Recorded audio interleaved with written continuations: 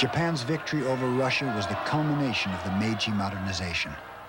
Japan has become now an imperialist in Asia, following the Western mold. As Japan does this, the West sits up and takes notice, not only the West. When Japan won the war against Russia, other Asian countries said, how about that? An Asian power has beaten Mother Russia.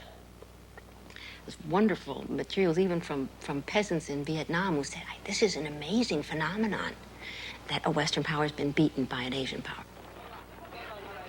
Japan's victory was an inspiration to nationalists throughout Asia, from Gandhi in India to the Chinese revolutionary leader Sun Yat-sen. He made Tokyo his base of operations while he planned the overthrow of the Chinese government. At the time, these people trusted Japan and relied on her and considered Japan to be their leader as a nation. But in contrast to that, the Japanese, after defeating the Russians, became very arrogant. And the Japanese decided that they were going to become the rulers of Asia. And they turned around and they began to invade the continent.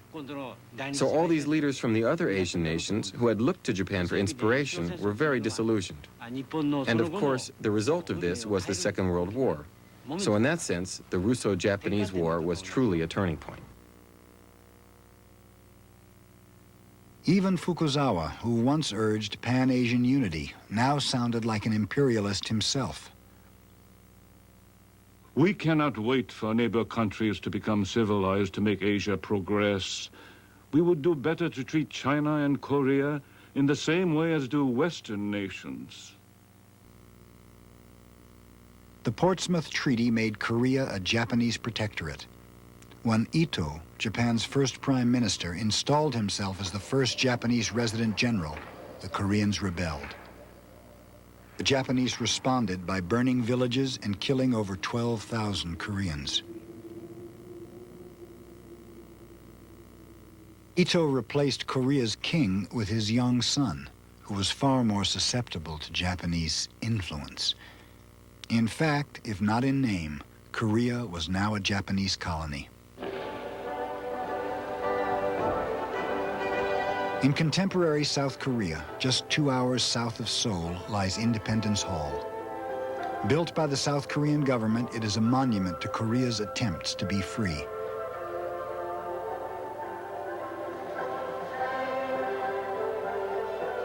Inside, an entire building is devoted to depicting the brutality of Japan's domination of Korea. Day after day, families file by to be reminded of Japan's efforts to wipe out Korean culture and replace it with its own.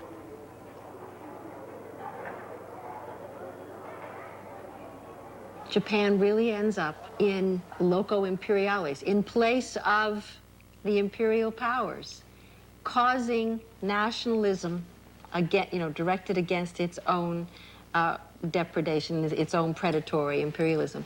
So Asia has always been ambivalent toward Japan, proud and angry, and that remains today as well.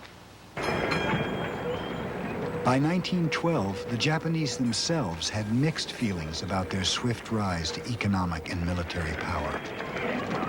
They were saying to themselves, what price progress? We have all these factories and the trains, but haven't we lost something? Is all this speed up worth it? And there were really ambivalent feelings all over Japan, especially among Japan's literary men, the writers, the thinkers of that time.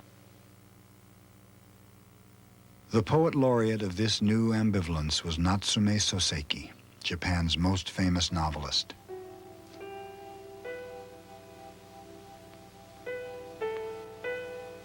His characters see the inevitability of modern times, and yet they long for the comfort of traditions that already have been lost.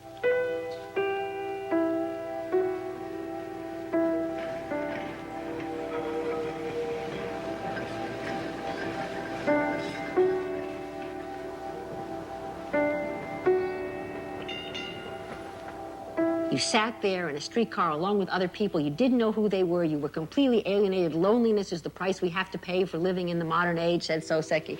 And where were you most lonely? In the middle of all those other people on the streetcar.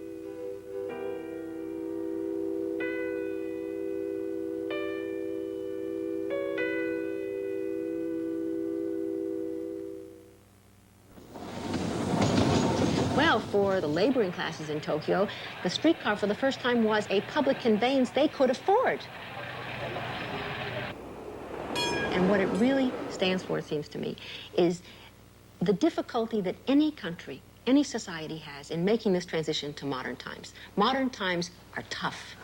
It is not the same thing to work in a factory as to work in a paddy field. It is not the same thing to live in a city as to live in a village. It is not the same thing as it was to live in an older agricultural society. And by the end of the Meiji period, there was no one who wanted to roll the railway tracks back up and give away the trains.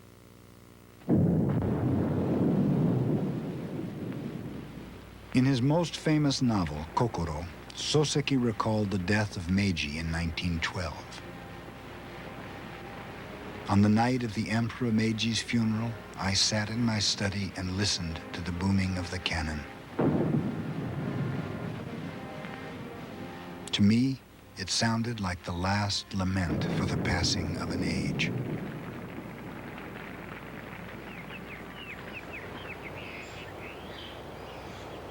Now the Meiji Emperor rests in this quiet tomb outside of Kyoto. Visitors are few. The society whose turbulent birth he legitimized has passed him by.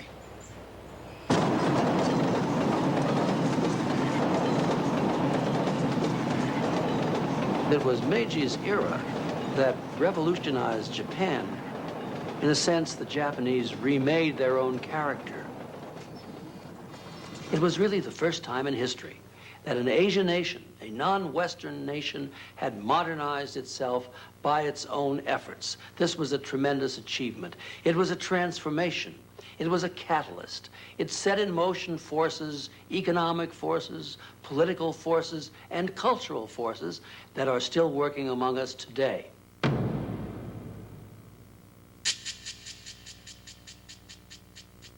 The nationalism inspired by Meiji would lead to a war in the Pacific and provoke revolutions in Vietnam and Indonesia.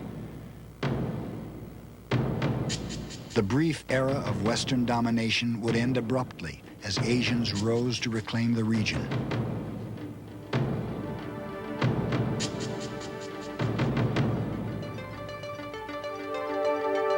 Today, the legacy of Meiji lives on from South Korea to Singapore. For Meiji's government set the pattern for a new economic model in Asia whose power has transformed the Pacific and the world.